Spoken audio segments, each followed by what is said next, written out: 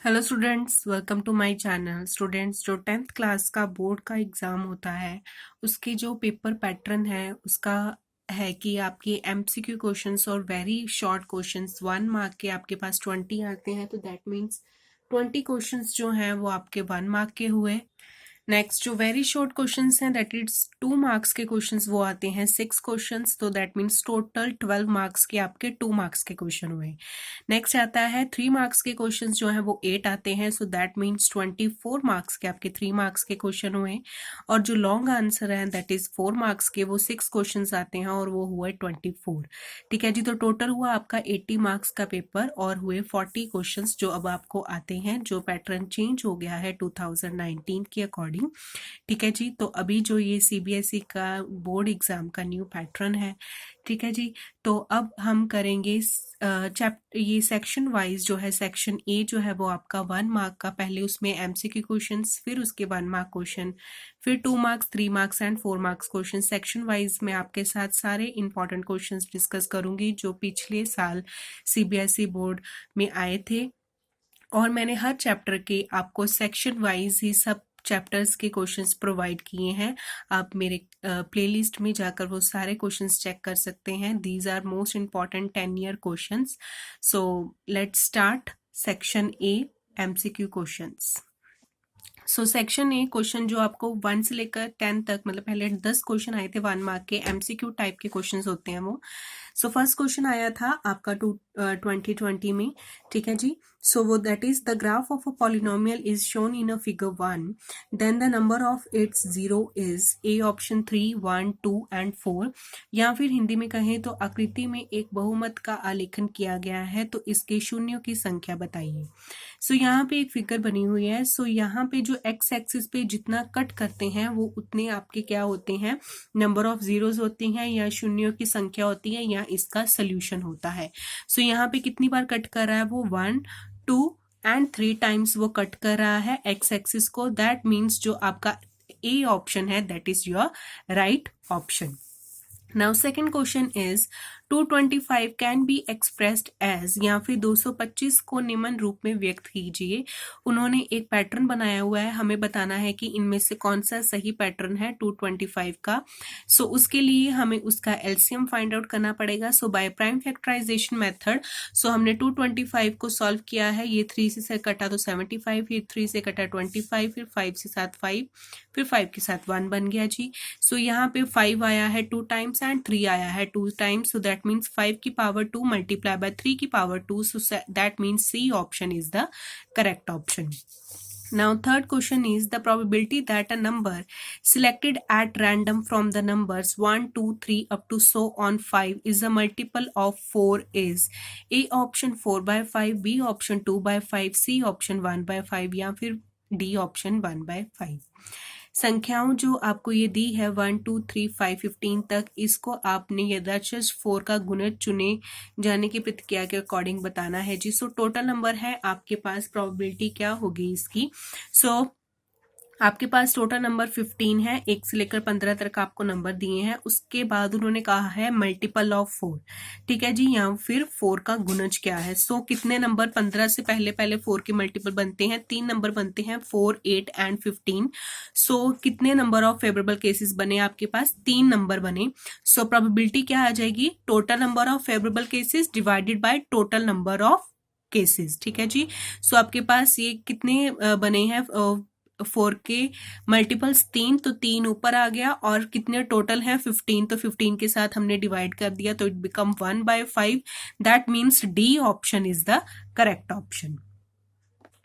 Now fourth question is 2.35 की bar is, या फिर 2.35 बार एक है। ए ऑप्शन उन्होंने दिया था एंड इंटीजर दैट इज पूर्वक, a rational number that means प्रीमियम संख्या, या फिर C option an irrational number अप्रीमियम संख्या, या फिर D option a natural number that is प्राकृत संख्या। सो अब आपके पास नंबर है 2.35 की ऊपर बार। बार का मतलब होता है कि वो नंबर आपके पास क्या हो रहा है, रिपीट हो रहा है, मतलब 35 35 35 अप टू 100 ऑन लिखा जाएगा। दैट मीन्स ये जो नंबर है वो कभी खत्म नहीं होगा, मतलब नॉन टर्मिनेटिंग नंबर होगा। और जो इसमें ये 2 डिजिट हैं वो रिपीट हो रहे हैं, बार बार आ रहे हैं, ठीक है। प्लस रिपीटिंग है, so non terminating plus repeating क्या होता है, रैशनल नंबर होता है, ठीक है जी। So B option is the correct option, प्रीमियम संख्या। Now fifth question is the median and mode respectively of a frequency distribution are 26 and 29, then its mean is। उन्होंने मीडियन और मोड आपको दिया है, 26 और 29 वैल्यू ऑलरेडी गिवन है, आपको मीन की वैल्यू निकालनी है। एक बारंबारता बटन के अध्याय और बहुलक क्रमशः आपको दिए हैं जी 25 एंड 29, सो उसका माध्य आपको निकालना है, माध्यक और बहुलक आपको गिवन है। सो उसके लिए होता है, आपकी एनसीईआरटी में भी दिया हुआ है ये इंपेरिकल फॉर्मूला कि 3 median equal to mode plus 2 mean, ठीक है जी। 3 माध्यक इज इक्वल टू बहुमक प्लस 2 माध्य, ठीक है जी। तो इसमें हमने सारी वैल्यूज पुट करनी है।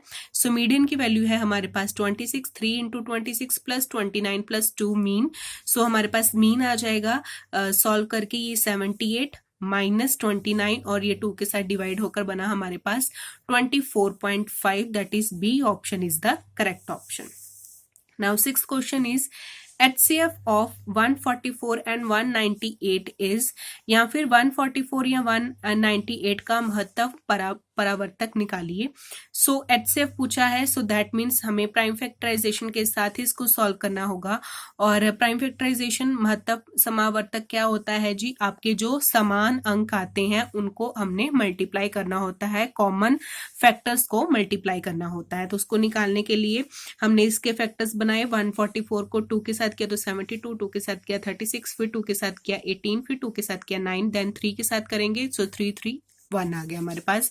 इसी तरह 198 का 2 के साथ करेंगे तो 99 बना जी, फिर 3 के साथ कर दिया हमने 33, फिर 3 के साथ करके 11 का 1 आ गया।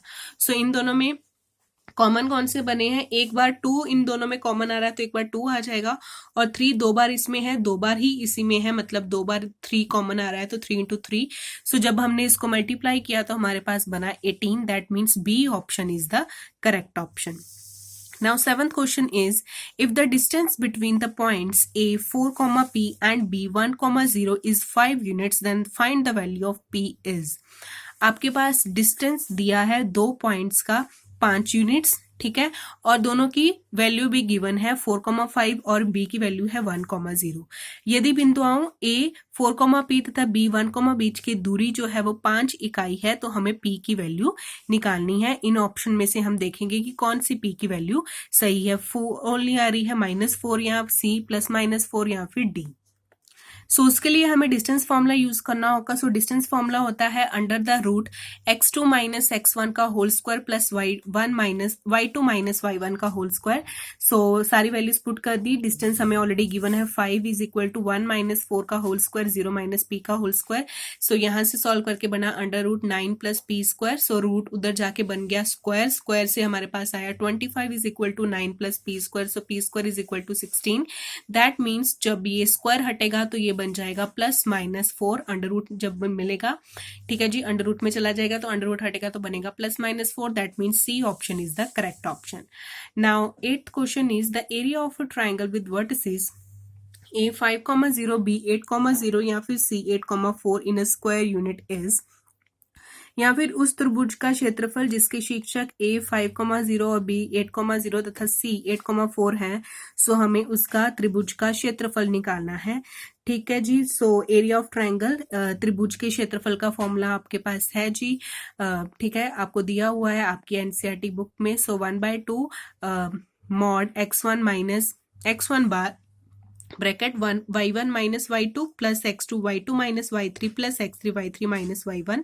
सो सारी वैल्यूज पुट कर दी। सो यहाँ से हमारे पास बना -32, यहाँ से बना +32, तो ये 0 बन गया। So C option is the correct option.